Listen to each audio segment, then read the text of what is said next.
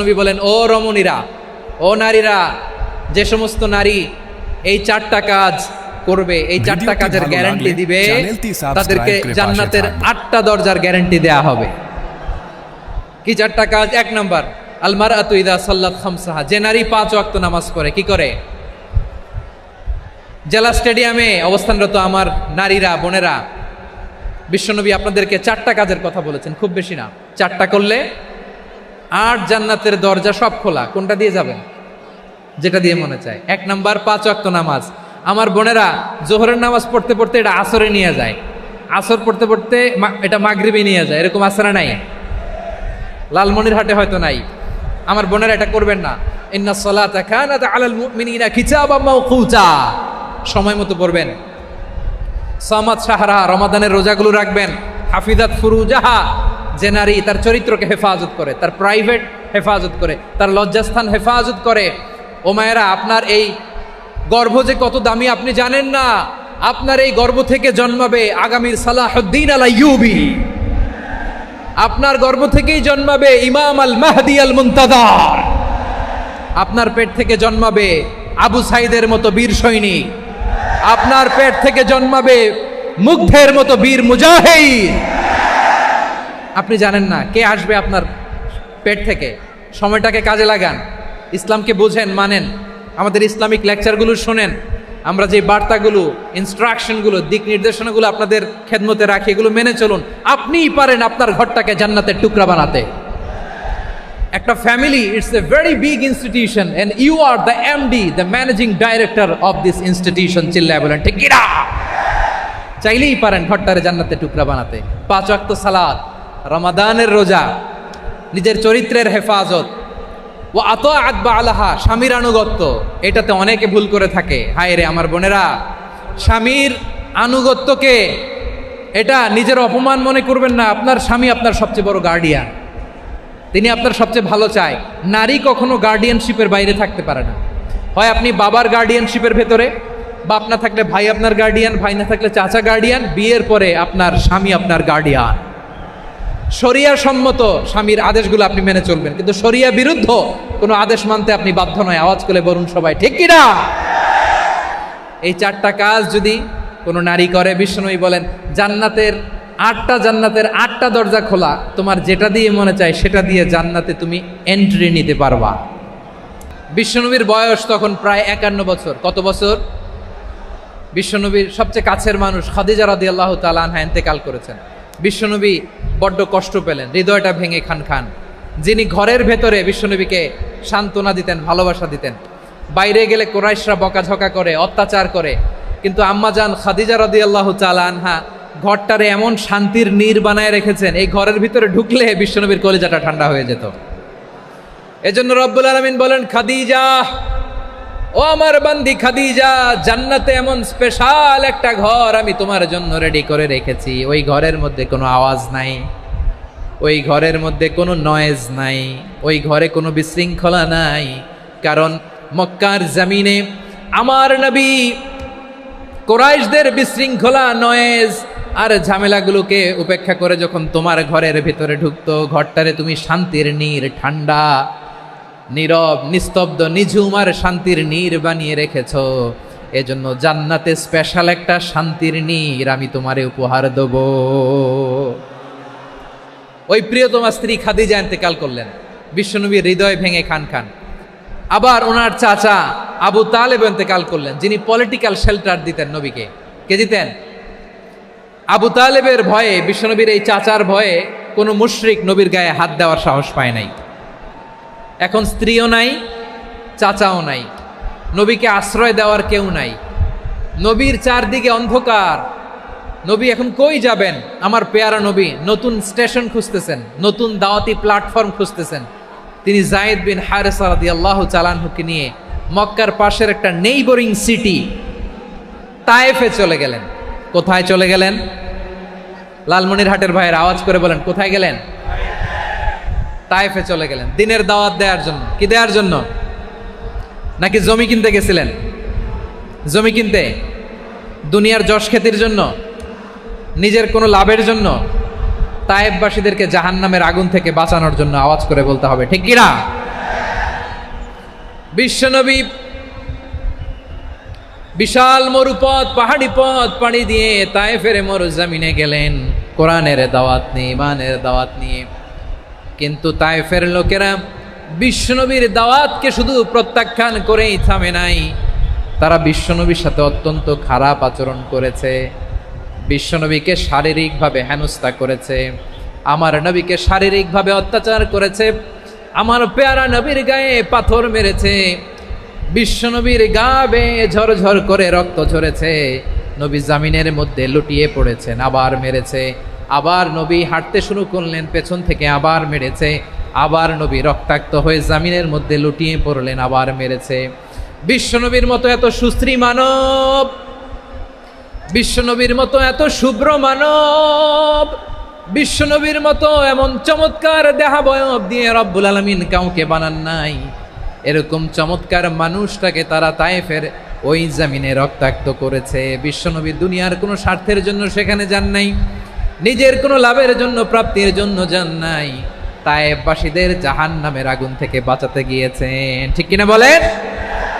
খেয়ে না খেয়ে দিন প্রচারের কাজে নিজেকে দিয়েছ বিলিয়ে, তায়েফের কাফিরেরা চিনল না সে আলো, দুষ্ট ছেলেদের পিছু দিল লেলিয়ে, পাথরের আঘাতে ক্ষত বিক্ষত হয়ে সারা শরীর থেকে রক্ত ঝরে। হে রাসূল তোমাকে ভুলি আমি কেমন করে, হে রাসূল তোমাকে ভুলি আমি কেমন করে। পারেন না আপনারা? ধরুন আমার সাথে। হাজার ব্যথা বেদনার পরে ফিরে আসনি তুমি আপন ঘরে, দিনের আলো তুমি ছড়িয়ে দিতে, চলে গেলে মদিনায় মক্কা ছেড়ে। হে রাসূল তোমাকে ভুলি আমি কেমন করে, হে রাসূল তোমাকে ভুলি আমি কেমন করে। ঠিক কিনা বলেন? প্রিয় ভাইরা, তায়েফের ছেলেরা নবীকে রক্তাক্ত করলো। আমার নবী কই যাবে? কই যাবে? মক্কায় জায়গা নাই, তায়েফে জায়গা নাই। তায়েফ থেকে ভারাক্রান্ত মন নিয়ে আমার নবী মক্কায় ফিরে আসলেন। বিশ্বনবী মক্কায় ঢুকতে পারেন না। মক্কার মরুভূমির দিকে তাকিয়ে, উপত্যকার দিকে তাকিয়ে বিশ্বনবী ধা ধা করে কাঁদেন, ঝরঝর করে নবীর চেহারা মোবারক থেকে চোখের পানিগুলো বেয়ে বেয়ে পড়ে। আমার জন্মস্থান, আমার শৈশব, কৈশোর, যৌবন কেটেছে এই মক্কায়, আমার এলাকায় আমি ঢুকতে পারি না। বিশ্বনবী মক্কার অনতি দূরে দাঁড়িয়ে জায়েদকে পাঠালেন, জায়েদ যাও দেখো কেউ আমাকে সাপোর্ট করার মতো আছে কিনা, যাও অমুকের কাছে যাও। জায়েদ গেলেন, তারাও প্রত্যাখ্যান করে ফিরিয়ে দেয়। বিশ্বনবী বললেন যাও অমুক লোকের কাছে যাও, তিনিও প্রত্যাখ্যান করে ফিরিয়ে দিলেন। কেউ বিশ্বনবীকে আশ্রয় দিতে রাজি হয় না। নিজ জন্মভূমিতে বিতাড়িত বিশ্বনবী, সর্বশেষ বিশ্বনবী বললেন যাও মুতঈম ইবনে আদির ঘরে যাও। মুতঈম ইবনে আদি মুশরিক, তার কাছে যাও। গেলেন, মুতঈম ইবনে আদি রাজি হয়ে গেল। সুবহানাল্লাহ বলেন। দেখেন, অনেক বিপদের সময়ও আমি নিজে সাক্ষী, সামাজিকভাবে, রাজনৈতিকভাবে কত ঝঞ্ঝা, কত ষড়যন্ত্র, কত কনস্পাইরেসি পাড়ি দিয়ে আমাদেরকে সামনে এগিয়ে যেতে হয়। এই শত্রুদের ভেতরেও একজনকে দাঁড় করিয়ে দেয় যে আল্লাহর কোরআনের জন্য রেডি হয়ে যায়। পড়েন সুবহানাল্লাহ।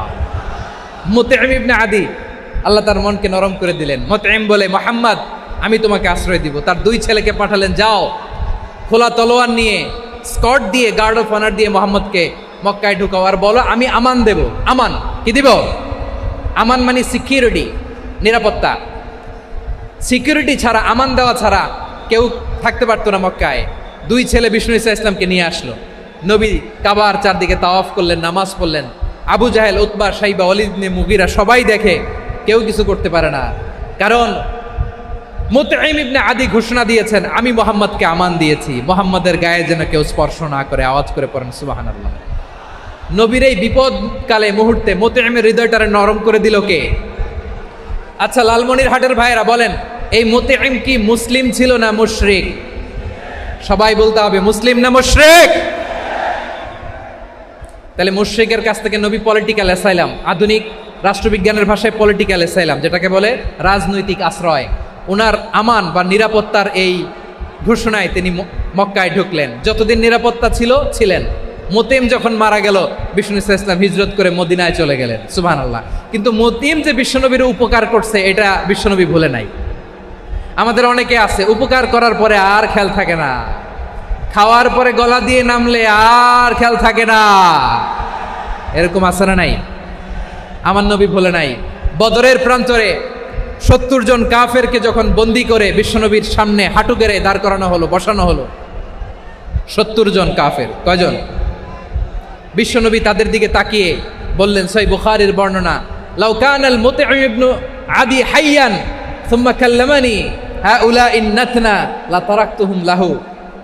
বদরের প্রান্তরে 70 জন বন্দী কাফিরের দিকে তাকিয়ে আমার নবী বললেন, আজকে মুতঈম ইবনে আদি যদি বেঁচে থাকতো আর তোমাদের 70 জনের ব্যাপারে যদি মুতঈম এক বাক্যে একটা সুপারিশ করত, তার সম্মানে আজকে তোদের সবাইরে আমি মাফ করে দিতাম।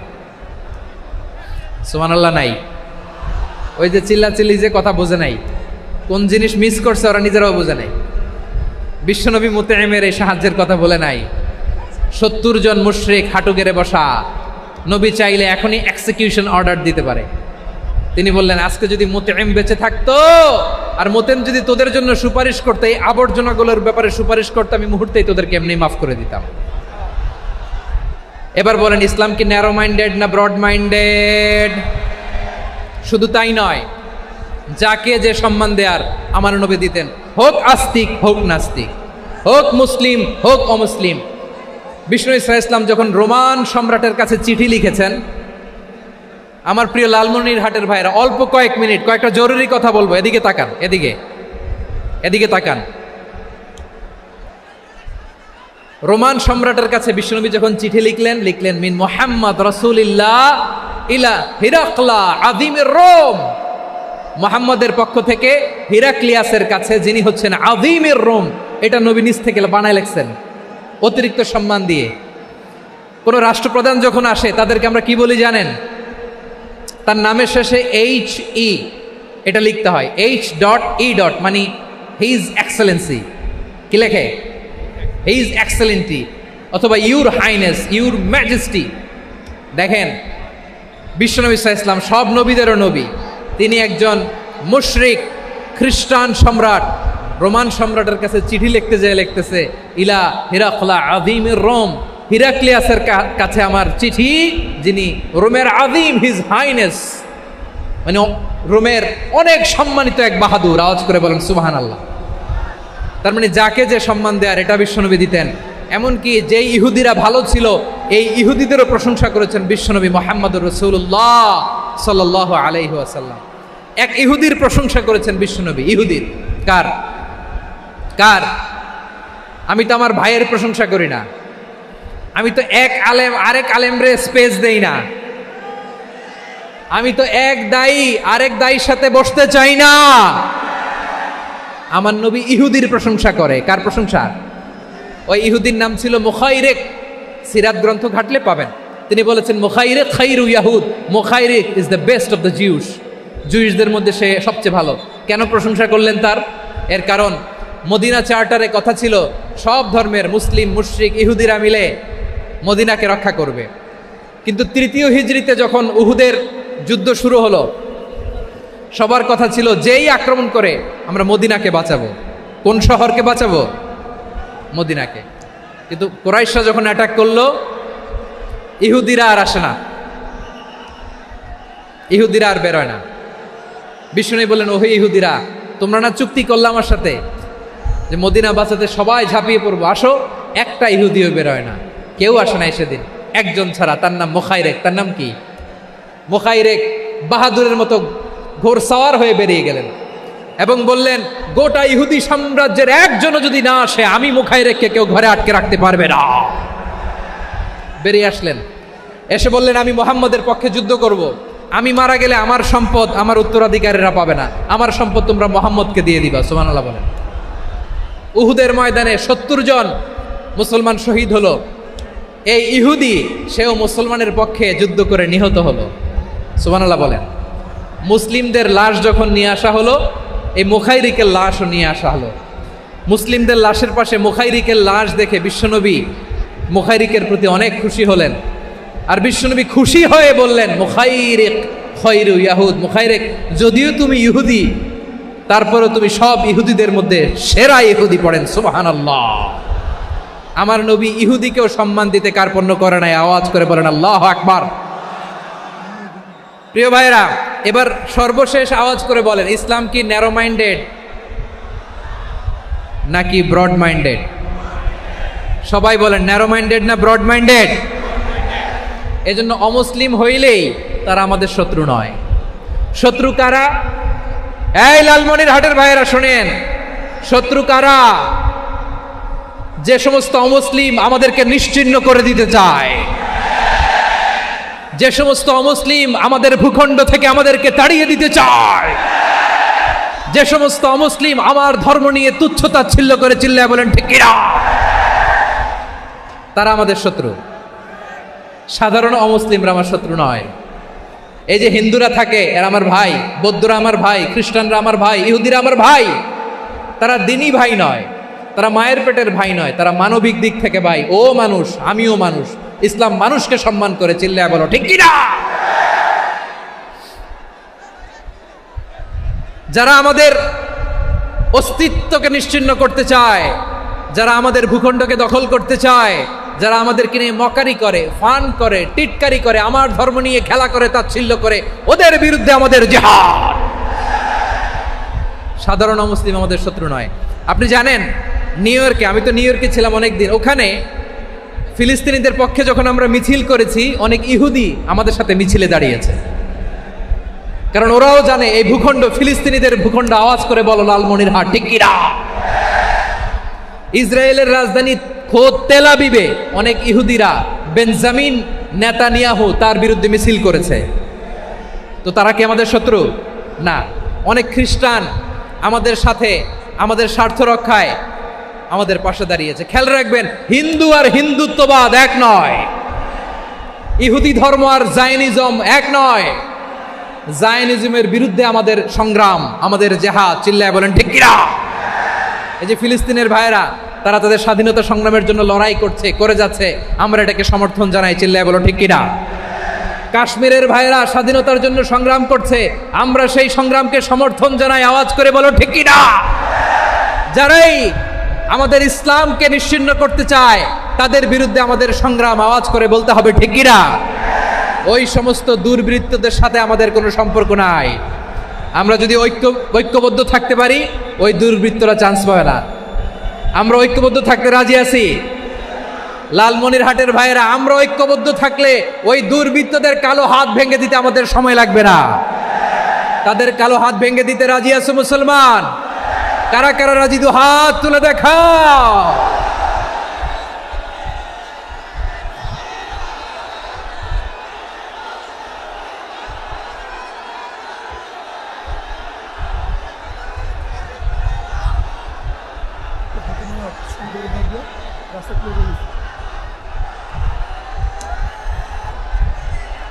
আমার প্রাণ প্রিয় লালমনিরহাটের ভাইয়েরা, শত্রু কাফের আর অশত্রু কাফেরের মধ্যে পার্থক্য আছে না নাই?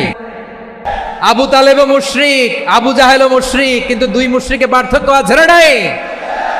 আবু তালেব নবীর চাচা, মুশরিক, মারা গিয়েছে মুশরিক অবস্থায়, কিন্তু আজীবন আমার নবীকে আগলে রেখেছে, আমার নবীকে সাপোর্ট করেছে, ভালোবেসেছে।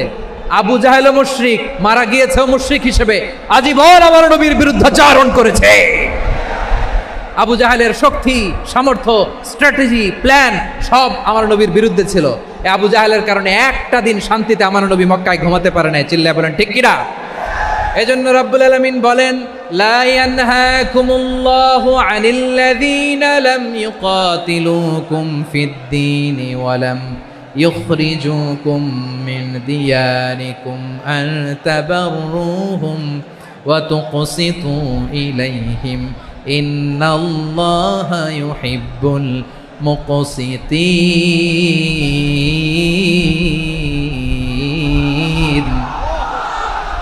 আল্লাহ বলে, গোলামেরা শোনো শোনো, যে সমস্ত অমুসলিম তোমাদের সাথে ধর্মযুদ্ধে লিপ্ত হয় না, তোমাদের বিরুদ্ধে যে সমস্ত অমুসলিম অস্ত্র ধরে না, যে সমস্ত অমুসলিম তোমাদেরকে তোমাদের জন্মস্থান থেকে, ভূখণ্ড থেকে তাড়িয়ে দেয় না, তাদের সাথে ভালো আচরণ করতে আমি আল্লাহ নিষেধ করি নাই। তাদের সাথে সদাচরণে কোনো নিষেধাজ্ঞা নাই, বরং তাদের সাথে সদাচরণ করো, এটাই আমি আল্লাহ চাই। তাহলে আমার যে অমুসলিমরা আমাদের সাথে শত্রুতা করে না, তুচ্ছতাচ্ছিল্য করে না, আমাদের ভূমি থেকে আমাদেরকে উচ্ছেদ করতে চায় না, আমাদের বিরুদ্ধে অস্ত্র ধরে না, ওই অমুসলিম ভাইদের সাথে আমাদের কোনো দ্বন্দ্ব আছে? কোনো বিরোধ আছে? বরং আছে ভালোবাসা। বরং আছে কি? এই ভালোবাসা দিয়ে আমরা বিশ্ব জয় করব। রাজি আছো মুসলমান? আমাদের পুঁজি ভালোবাসা। আমাদের পুঁজি কি? এবার আওয়াজ করে বলেন, আমার এই পুরো আলোচনা থেকে the religious coexistence, peaceful coexistence, শান্তিপূর্ণ সহাবস্থান, কমিউনাল হারমোনি, এই সাম্প্রদায়িক সম্প্রীতি, এই আলোচনা থেকে কি বুঝলেন? ইসলাম কি ন্যারো মাইন্ডেড না ব্রড মাইন্ডেড? এই ব্রড মাইন্ডেড হৃদয় নিয়ে, ভালোবাসা দিয়ে আমরা বিশ্ব জয় করতে চাই। রাজি আছেন? আল্লাহ কবুল করুক। আমরা সবাই পড়ি আমিন।